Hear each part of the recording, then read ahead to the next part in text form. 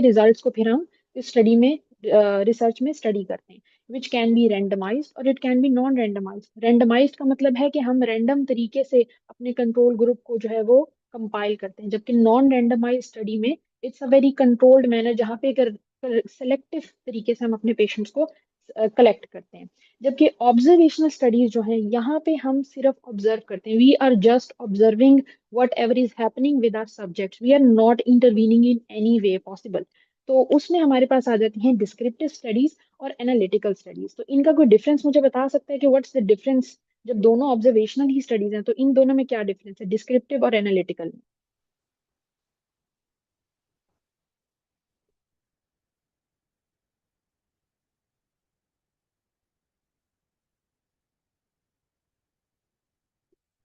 Analytical और descriptive study में क्या डिफरेंस है, जब दोनों ऑब्जर्वेशनल स्टडीज ही हैं?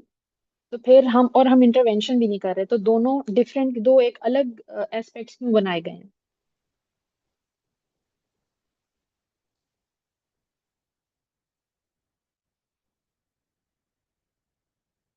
एनीवन?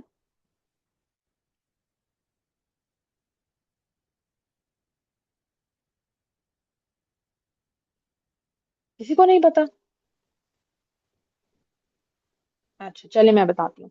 अब दोनों ही स्टडीज हमारी जो होती हैं ये ऑब्जर्वेशनल की टाइप्स हैं, यानी कि एज एन ऑब्जर्वर हम कोई इंटरवेंशन नहीं कर रहे। तो फिर डिफरेंस क्या है?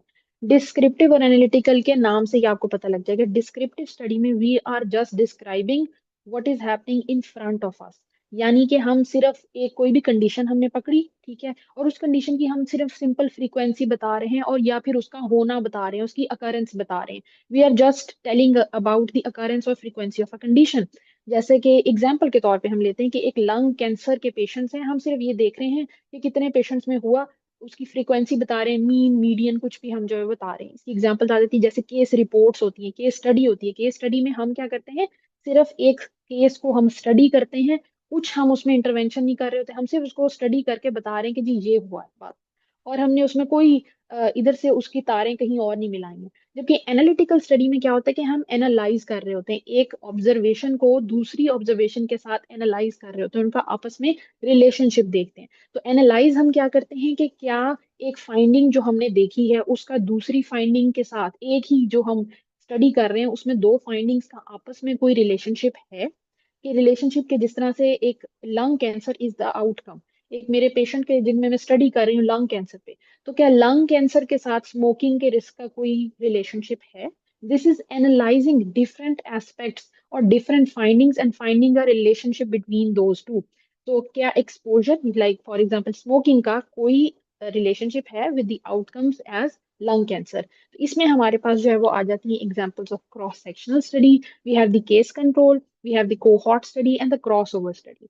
तो इन सब में हम, अब case cross sectional study can be simply just a point in time, it can be a study of prevalence, incidence, frequency, वहां ये क्या होगी, डिस्क्रिप्टिव स्टडी। दूसरी तरफ एक क्रॉस सेक्शनल स्टडी जहाँ पे मैं सिंपली सिर्फ ऑब्जर्व कर रही हूँ, लेकिन मैं अपने पेशेंट के डिफरेंट एस्पेक्ट्स को स्टडी कर रही हूँ, कि मैंने उसकी लैब को भी स्टडी किया, मैंने उसकी जो ट्रीटमेंट हुई उसको भी स्टडी किया, और मैं उनके आपस में रिलेशनशिप फाइंड कर रही हूँ, ठीक है।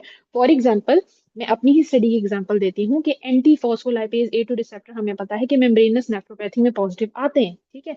अब मैं अगर ये स्टडी में देखती हूँ कि सिर्फ कितने पेशेंट में प्लार पॉजिटिव है, तो ये एक डिस्क्रिप्टिव स्टडी होगी।